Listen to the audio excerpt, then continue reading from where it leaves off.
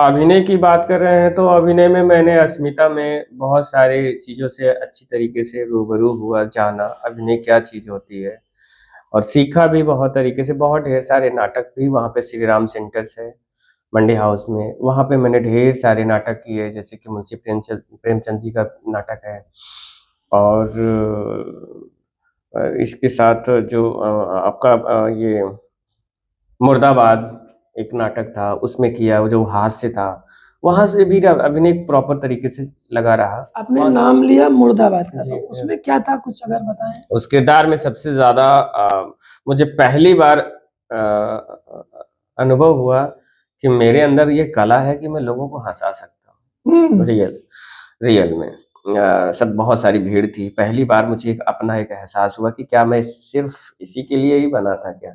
लेकिन नहीं, पहला नाटक था, सर ने बोला कि आप परफ़ॉर्म करने जा रहे हो, लेकिन वो किरदार किसी और के लिए ही बना था। लेकिन मैंने क्या किया कि वो सारे किरदार को छोड़ कर के अपने ऊपर खींच लिया, पूरे प्रोडक्शन जी, जी। और ताकि अब उसमें जो किरदार मुझे दिया गया था, उसमें एक गाँव का कल्लू पान वाले का किरदार था। अच्छा। वो पान की गोमती लगाता था। जी। लेकिन मैं दूँगा जो कि इंटरेस्टिंग रहेगा और स्टेज पे मैंने जो परफ़ॉर्मेंस वो कल्लू पान वाले का किया, वो परफ़ॉर्मेंस लोगों की हँसी नहीं रुक रही थी। सर वाकया तो शेयर करना ही पड़ेगा ना कि क्या था उसमें? वाकया क्या था कि एक्चुअली क्या होता है कि उसमें एक छोटा-सा क्लू था, मैं पान लगाता हूँ और पान लगा रहा था कि अचानक से पीछे से दंगा आ जाता है, दंगा बहुत तेज़ आ जाता है। लेकिन अब उसमें दंगे में इतना ज़्यादा खतरनाक दंगा होता है कि लोगों की मार-पीट लग रही है, लेकिन कल्लू पान वाला अपनी पान की दुकान नहीं छोड़ रहा है, चाहे जो हो जाए। लेकिन जब लास्ट में होता है कि भाई मैं भी चलूँगा इस दंगे के साथ-साथ में, तो उसको जब ले जाते हैं तो वो क्या करता है, थोड़ा कल्लू पान वाला नशेड़ी था, दारू बहुत पीता था। उधर दंगा चल रहा है, इधर वो दारू पी रहा है। तो वो किरदार जो था कि मतलब वो पूरे कपड़े उतार देता है कि मैं आपके लिए पूरी जान हाजिर करूँ, पूरा स्टेज परफॉर्मेंस था, बड़ा खुश था। उसमें एक मैडम भी बहुत तेज़ बोले मैं कहाँ से ऑपरेशन करा के आई हूँ, मैं खुल के हँस नहीं पा रही। तो वहाँ से मुझे बड़ा अच्छा सम्मान मिला, मैंने बोला ये जगह अच्छी है, बहुत हँसी-मज़ाक हुआ बहुत। ऐसे ही तो फिर मैंने हँसने वाले ही किरदार कुछ किए, बहुत सारे किरदार किए और अपने चेहरे में इमोशंस डाले कि मैं लोगों को कैसे हँसा सकता हूँ। जी, जी, जी। वो सारी चीज़ें अपने में था। फिर वहाँ से स्टार्ट हुआ जर्नी मेरे मुंबई की, जो कि कलाकार की नगरी है, सब कलाकारों की दुनिया ही वहीं बसी हुई है, जहाँ तक मैं मानता हूँ, लोगों से बात किए। अब वहाँ जाने के लिए मुझे कुछ पता ही नहीं था। अब मैं भई मुझे ऐसे छोटे ज़िले से था तो मुझे कुछ पता ही नहीं था कि वहाँ जाऊँ तो किसके पास जाऊँ? तो थिएटर के कुछ दोस्त थे, उन्होंने कहा चलो मेरे यहाँ वो रिलेशन है, वहाँ पे रुक जाते हैं। संघर्षों की दुनिया में सबसे खतरनाक संघर्ष मेरे लिए मुंबई रहा, जहाँ पर मुझे शायद अफ़ोर्ड करना बड़ा मुश्किल पड़ रहा था। मैं वहाँ पे जाता हूँ और जाने के बाद सबसे पहले हमारी पहली जो रुकने की जगह मुंबई में जैसे ही हम लोग उतरते हैं तो जो मेरा मित्र था, उस मित्र का कोई रिलेशन का रहता था जो कि नवी मुंबई, न्यू मुंबई था। वहाँ पर तो हम लोग वहाँ जाके स्टे किए कम से कम 1 मंथ। 1 मंथ स्टे किए रहे, वहाँ खाना-पीना बना लेते। खाना-पीना बनाना मेरा शौक था, मैं खुद से बना लेता था, खाता और आज भी जो है खाना बना तो वहाँ से मैं ये हुआ कि कैसे कहाँ जाएँ इस अपने अभिनय को बेचने। हम अपने आप को अभिनय ही तो भाई बताएँगे, कोई प्रोडक्ट है तो कैसे किस जगह पे बताएँ कि हम क्या हैं। मुंबई एक ऐसी जगह है जहाँ पर आपको अभिनय मैं नहीं कहता हूँ कि वो चेहरे से दिख नहीं सकता ढेर सारे लाइन है, तो वहाँ पर एक पता चलता है आराम नगर। आराम नगर और वर्सोवा, 2 जगह है जहाँ पर वहाँ पर जाना होता है, आप अपने ऑडिशन देने पड़ते हैं, ऑडिशन देना पड़ता है, वहाँ पे देना मैं तो फिर मैं वहाँ से पर डे सुबह खाना खा कर के और अकेले सुबह अपना ट्रेन में लोकल ट्रेन में जाता और वहाँ पर ऑडिशन देता। तो ये कंटिन्यू सफ़र मेरा चलता रहा 3 साल, कहीं कुछ काम नहीं मिला। बाद में मुझे महसूस हो रहा था मैंने गलत लाइन चुन लिया। अब सर्वाइव करना है वहाँ पे, सर्वाइव करने के लिए फिर लगा कि अभी तो क्या करूँ, जॉब का भी कोई सिस्टम नहीं बन रहा है। बाद में मुझे लगा कि मैं गलत जगह पे जा चुका हूँ। अभी बहुत ज़्यादा परेशानियाँ होने लगी, लेकिन मैंने हार नहीं मानी। मैंने हार बिल्कुल नहीं मानी क्योंकि हार किस लिए मैं मानूँ? अगर हिम्मत हार गया तो फिर तो सारा कुछ गड़बड़ हो चुका। ईश्वर ने अगर इस चीज़ के लिए मुझे भेजा है, या ये अंदर अचानक से आया है मेरे अंदर, तो कुछ तो बात होगी, चलो लड़ते हैं करते हैं। फिर अब पढ़ने में भी अच्छा था ईश्वर की कृपा से, तो मैंने जॉब अप्लाई किया, तो वहाँ पे कुलावा जगह है, कुलावा में एक जॉब थी जो कि अच्छी जगह जॉब थी, और वहाँ अप्लाई किया, वहाँ कंटिन्यू रहा, वहाँ जॉब करता था, इधर ऑडिशन भी देता था आराम नगर और वर्सोवा में कंटिन्यू लगा रहा। वहाँ 2 साल 3 साल तो कुछ नहीं हुआ, अपने चेहरे को वही रौनक करके हीरो बन के जाना और वो देना, लेकिन वो कला नहीं थी। कला आपकी आवाज में होती है, शब्दों का होता है। ऑडिशन देते थे प्रोडक्शन में कि हाँ हाँ ठीक है हम आपको कॉल करेंगे, ये कुछ नहीं। एक वाकया आया जो स्टार्ट हुई जर्नी मेरी कोरोना के टाइम पे। एक कास्टिंग डायरेक्टर साहब नीचे रहते थे और मैं छत पे था। चौल होते हैं, चौल के ऊपर पर ऐसे ही रहते हैं, अब स्ट्रगल का टाइम तो ऐसे रहना होता है। तो वो नीचे रहते थे। मेरे अंदर संस्कार का क्या कह सकता हूँ अभी तो मुझे नहीं पता, लेकिन हम जिस जगह पे चौल पे रहते थे मैं वहां शिफ्ट हो गया था नव मुंबई से, फिर अपने से खुद उठ करके वर्सोवा आ गया था, क्योंकि वो नजदीक पड़ता था, तो वो जल्दी से और ढेर सारे थोड़ा नजदीक पड़ता है, तो ढेर सारे ऑडिशंस मैं वहां कलेक्ट कर लूं। तो उस जगह पे वर्सोवा एक जगह थी, आराम महाड़ा चार बंगला, ठीक है। तो वहां पर मैंने जो है अपनी जगह वहां पर रुकी, तो वहां चौल था, चौल में मतलब ढेर सारे लड़के रहते थे, उन्हीं में मैंने अपनी जगह बनाई और अपना वहां पे रहने लगा। तो कोरोना कोविड का टाइम, देखिए किस्मत की बात, जब समय मिलता है मेरे लिए, मेरी किस्मत उस टाइम तक तो कुछ नहीं हो पाया, छोटे मोटे जगहों पे काम मिलता रहा, हल्का फुल्का कभी बैकग्राउंड पे ऐसा चलता रहा। लेकिन सबसे गुड लक टाइम आया कोविड वाला। कोविड में सब भाग गए थे, लेकिन मैं नहीं गया, और एक कास्टिंग डायरेक्टर थे हमारे जो मतलब एक्टरों को चुनते हैं, उनको हमारी तरफ से फिल्मी जगत में कास्टिंग डायरेक्टर बोलते हैं, जो एक्टरों को हायर करते हैं कि हाँ ये इस कैरेक्टर के लिए कंफर्म है। तो वो नीचे रहते थे। किस्मत की बात, मैं हार नहीं माना, कंटिन्यू 4 साल लगा रहा। मुझे लगा होगा कुछ ना कुछ तो होगा। अब इतने बड़े बड़े प्रोडक्शन हाउस, बहुत ढेर सारे प्रोडक्शन हाउस हैं, और वो जगह जो है मतलब मुझे लग रहा था कि यार कुछ होगा नहीं, बहुत निराश हो गया। अब कोविड भी आ गया, भाग नहीं सकता था। यहाँ से मेरी जर्नी बहुत ज्यादा पलटाव ले रही थी। मैं देखा तो मेरे जो नीचे रहते थे कास्टिंग डायरेक्टर, उनको कोविड हो गया, अब मैं ऊपर था, नीचे करूँ उसके ऊपर। अब वो कंडीशन, उनकी सिचुएशन ये थी कि जैसे लग रहा था उनको ऑक्सीजन लेवल कम हो रहा है, और बहुत परेशान में आकर मैं नीचे आया। तो हालांकि मकान मालिक ने भी छोड़ दिया घर, सब छोड़ दिए, भाग गए, लेकिन वो कंडीशन में मैंने क्या किया कि नीचे उतर गया। मैंने कहा सर आपको क्या दिक्कत है? बोले मेरी सांस नहीं आ रही है, बहुत ज्यादा उलझन में। तब घबराओ मत, मैं हूँ। मैंने उनको बोला घबराइए नहीं, मैं हूँ, आप परेशान मत होइए। मैंने उनकी पूरी से केयर किया। मुझे ये भी नहीं पता था, क्योंकि हम एक दूसरे ऊपर रहते थे, किसी कोई मतलब नहीं था कौन क्या है कौन क्या है, उससे कोई लेना देना नहीं होता है। वहां पर सब कोई अपने अपने काम से इंटरेस्ट रखता है, दोस्ती मेरी नहीं थी। फिर उनको मैंने क्या किया, उनको रिलीफ में मैंने कहा आप कहीं नहीं जाएंगे, आप रोइए मत, मैं हूँ, मैं आपकी सेवा कर। बोले आपको भी हो जाएगा। मैंने कहा कुछ नहीं होगा। मैंने उनकी सेवा किया प्रॉपर कंटिन्यू 1 मंथ। 1 मंथ के बाद जैसे थोड़ा सा कोविड, वो नॉर्मल हो चुके थे, बढ़िया से अच्छे हो गए। तो उन्होंने पूछा आप क्या करते हैं? मैंने कहा मैं एक्टर हूँ। तो बोले कि कोई बात नहीं। बोले एक फिल्म है, काम करोगे? कहा क्यों नहीं करेंगे, अब इसके लिए तो बैठा ही हूँ मैं, ऐसे नॉर्मल तरीके से। हालांकि अंदर ही अंदर तो बड़ा खुश हो रहा था कि चलो एक मौका मिल रहा है। एक मौका मिल रहा हाँ, है, जो कहीं ना कहीं आपको एक जर्नी की स्टार्टिंग फेज है। हाँ, जो आपने इतना स्ट्रगल किया, तो वो आदमी अंदर से खुश होता है कि यार एक तो अब मिलेगा। तो वो संघर्ष ही तो है जो आदमी को एक बड़े लेवल तक लेके जाता है। सर उसके बाद फिर क्या हुआ? हाँ, उसके बाद मुझे क्या पता था कि ये जगह मुझे यहीं मिलेगी। हाँ? जी जी। मैं तो प्रोडक्शन में ढूंढ रहा था, लेकिन मेरा मालिक तो मेरे घर पे ही बैठा है। मैं प्रोडक्शन के गली गली चक्कर, सुबह से भूखा प्यासा लाइनों में लगा रहा, वहां कोई नहीं। ये प्रोडक्शन हाउस में ये तो खुद ही यहाँ मिल गए मेरे भगवान।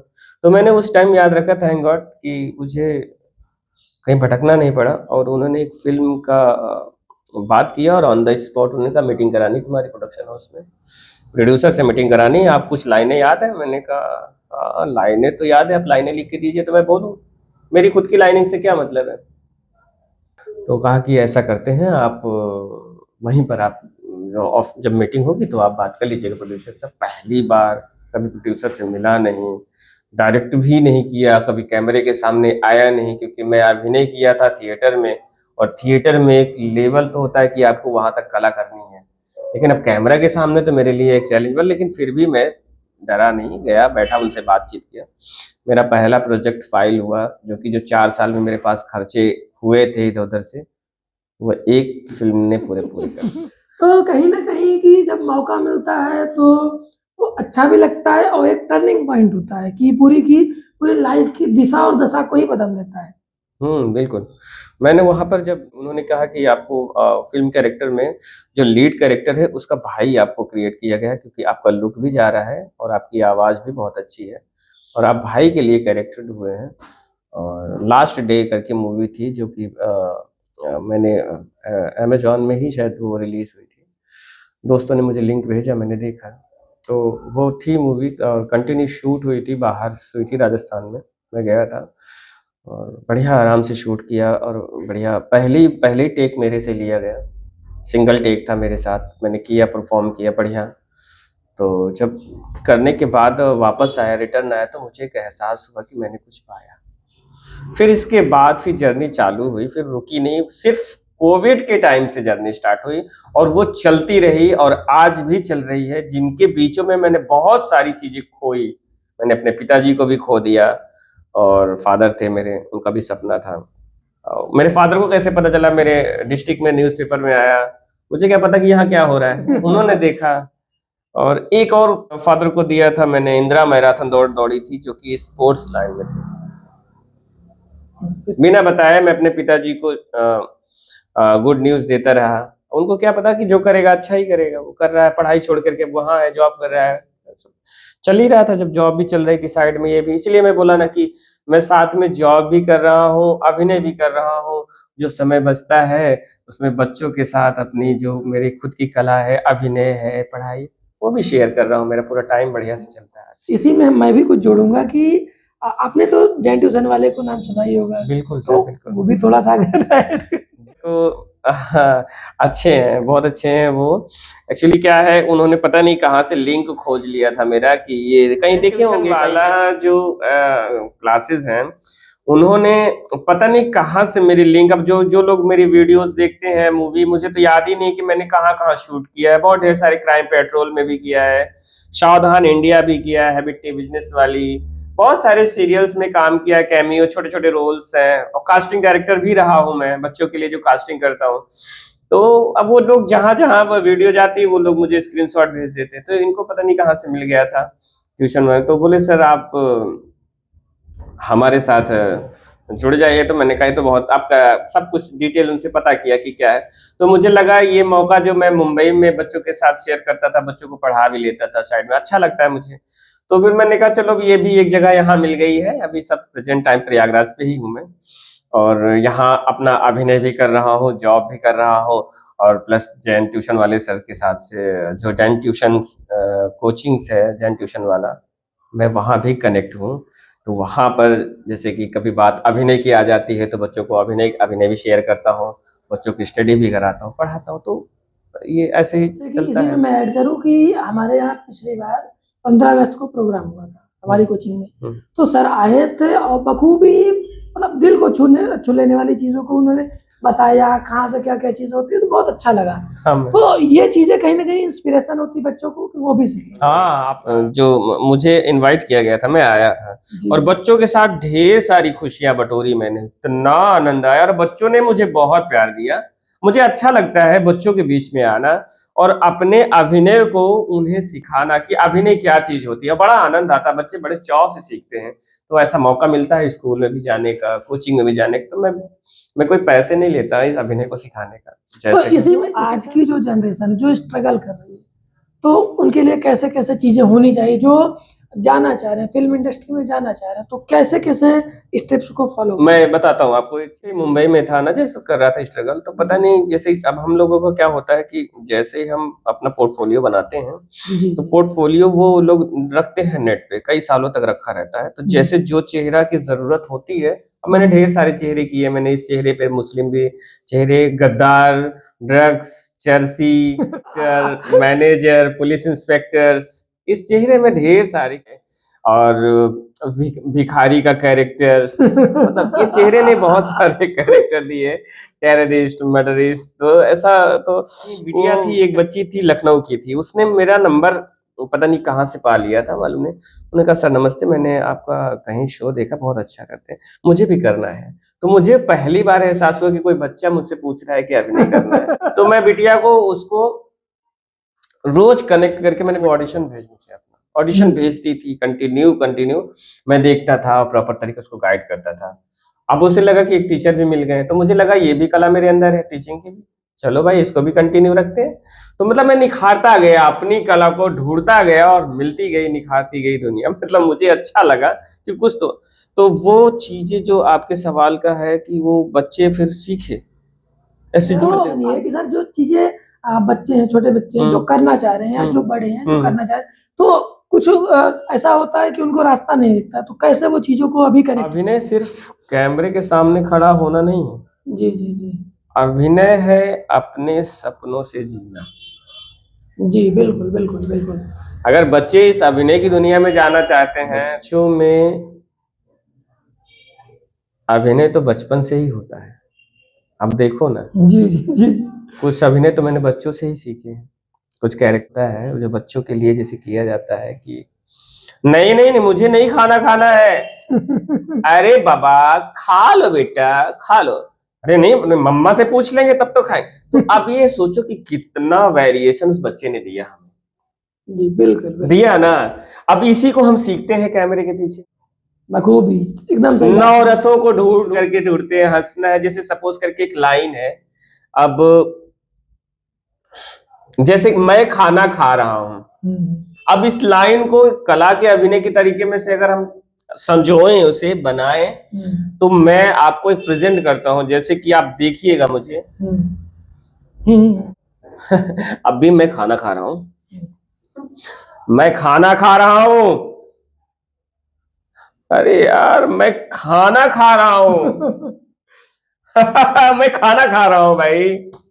हा? तो मैं खाना खा रहा हूं, मैं खाना खा रहा हूं, मैं खाना खा रहा हूं,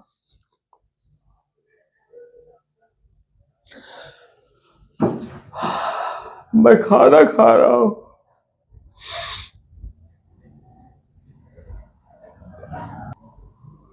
मैं खाना खा रहा हूं। तो मतलब ये जो रस है, ऑफ ऑन, ठीक है। तो इसमें जो कला है ना, ये सीखनी पड़ती है। लेकिन अगर बच्चों से कहो ना, तो बच्चों को तैयार करने में इतना टाइम नहीं रहता। मस्त जैसा बोलो डायलॉग्स, वो वैसा अभिनय करते ही रहते हैं। तो इसलिए आपने देखा होगा सोशल मीडिया में सबसे पहले बच्चे ज्यादा वायरल होते हैं। जी जी जी, क्यों अच्छा लगता है उनकी एक्टिंग, उनकी एक तो उनकी आवाज बनावट होती है। बिल्कुल। और जैसे क्या होता है कि कहते हैं, एक छोटी सी लाइन है, सपनों का रोल कभी छोटा नहीं होता है, सपनों का रोल कभी छोटा नहीं होता है, बस निभाने वाला बड़ा होना चाहिए। क्या बात है। एकदम, ये मतलब दिल को छू जाने वाली लाइन है कि आप अगर निभा रहे हैं तो बखूबी निभा रहे हैं। हाँ बिल्कुल। कला तो आपके अंदर है। मैंने कितनी कलाएं ढूंढते, अभी इस चीज को घर पे बैठ के आप नहीं कर सकते ना। ढूंढता गया, मिलता गया, एक्सपीरियंस आते गए और मिलते गए। और आज भी है, अब जब भी कभी मौका मिलता है कि इस जगह पे शूट है, आप इस कैरेक्टर के लिए फिट हो रहे हैं, तो ठीक है आ जाता हूँ। उधर भी अपना सेट हो जाता हूँ, शूट करके आ गया। और इधर अपना प्रयागराज में भी है, बच्चे हैं, तो सब जगह अपना समय देता हूँ।